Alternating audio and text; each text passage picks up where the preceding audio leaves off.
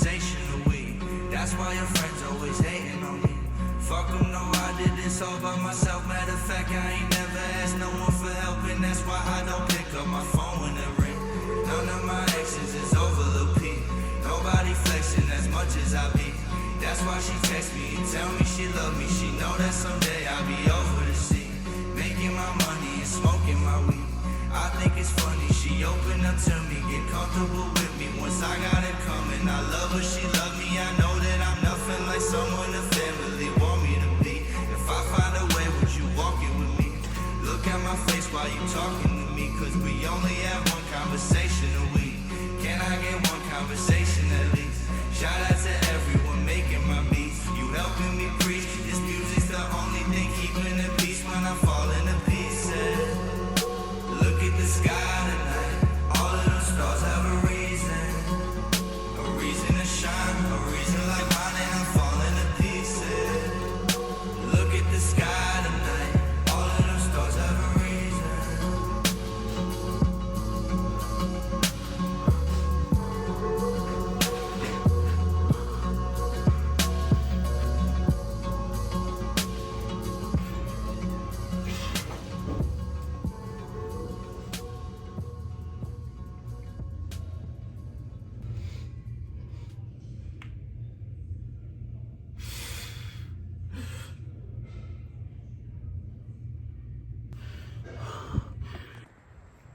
Hello, you join me here in the park, new park this time.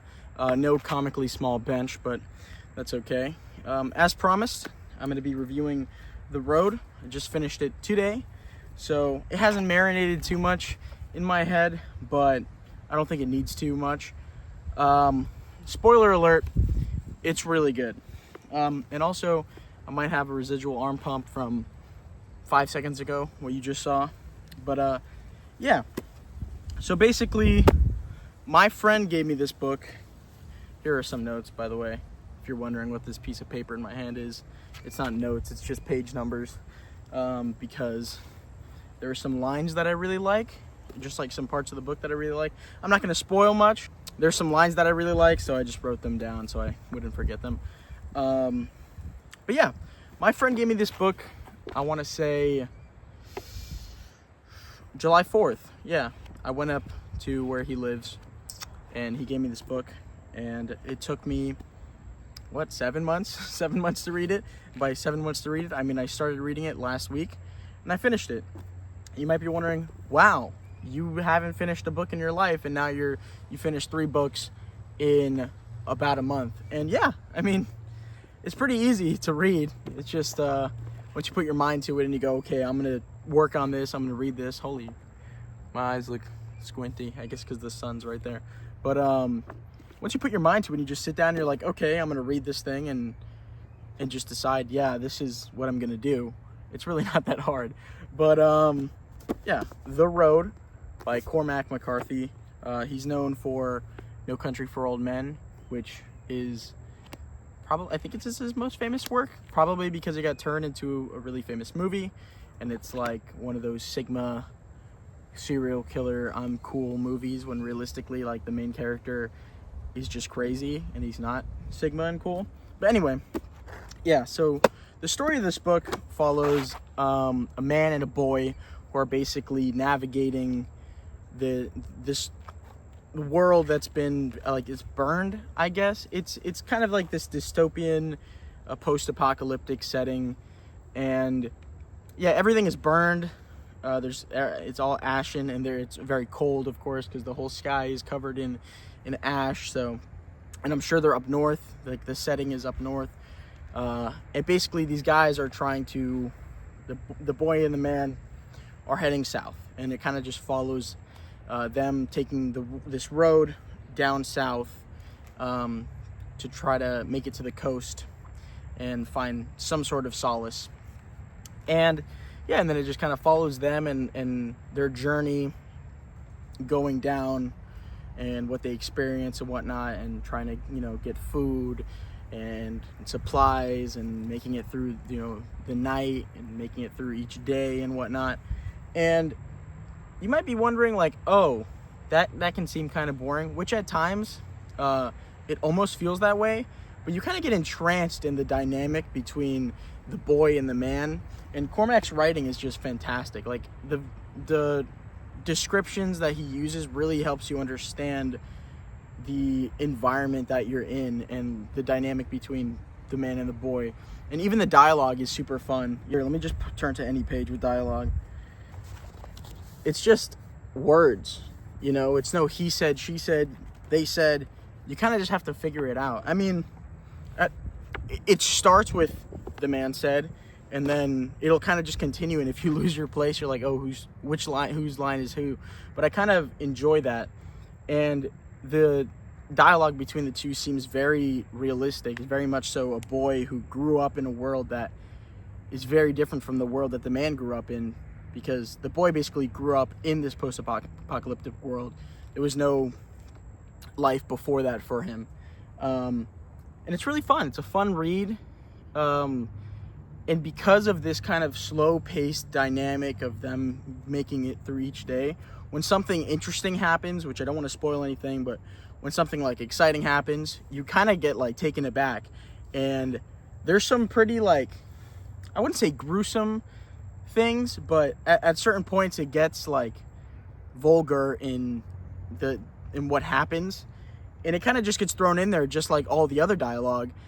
And while you're reading it, you kind of just get taken aback for a second, and then you're more so intrigued in what Cormac is writing, and you're like, oh shit, he just dropped in that like nothing, you know. And yeah, I really enjoyed it. It really is beautiful. It's really intimate.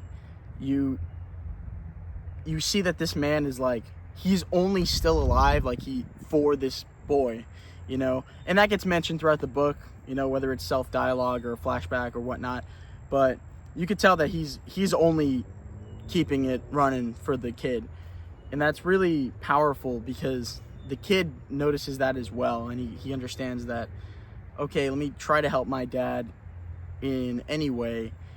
But the dad is kind of reluctant for the kid to help.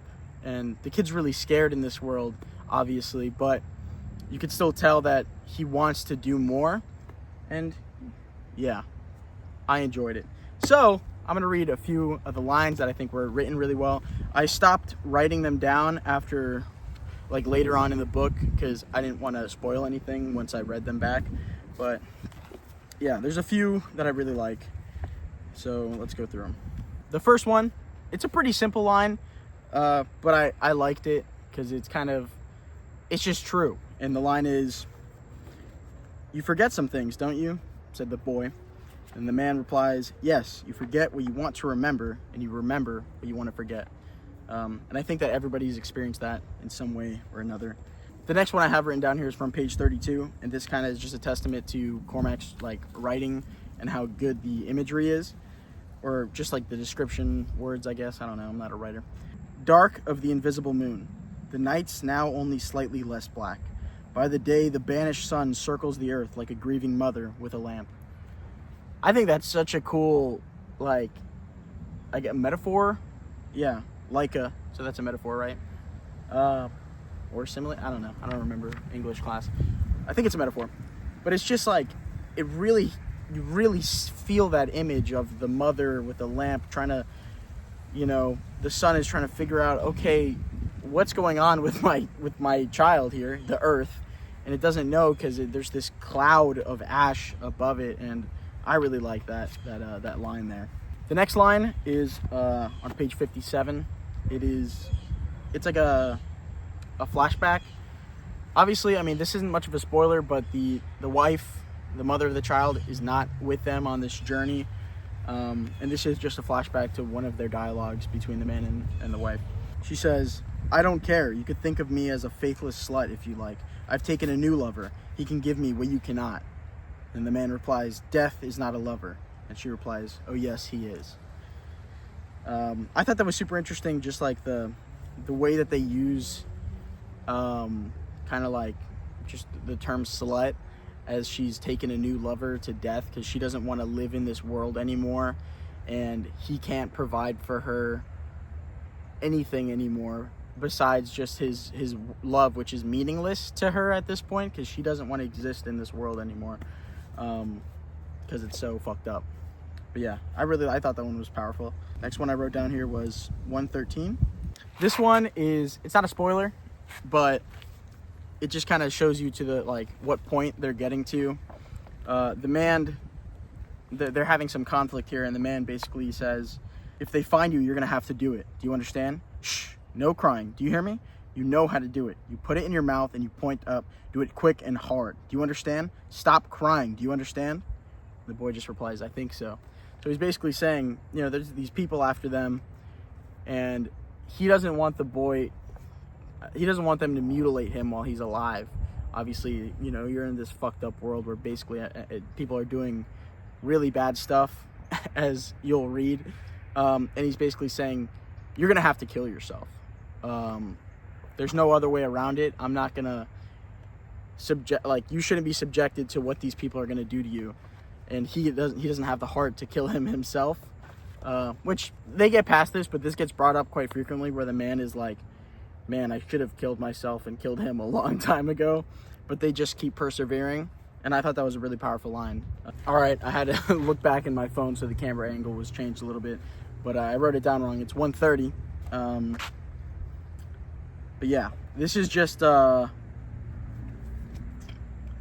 little paragraph, again, further supporting the idea of, like, how good this writing is.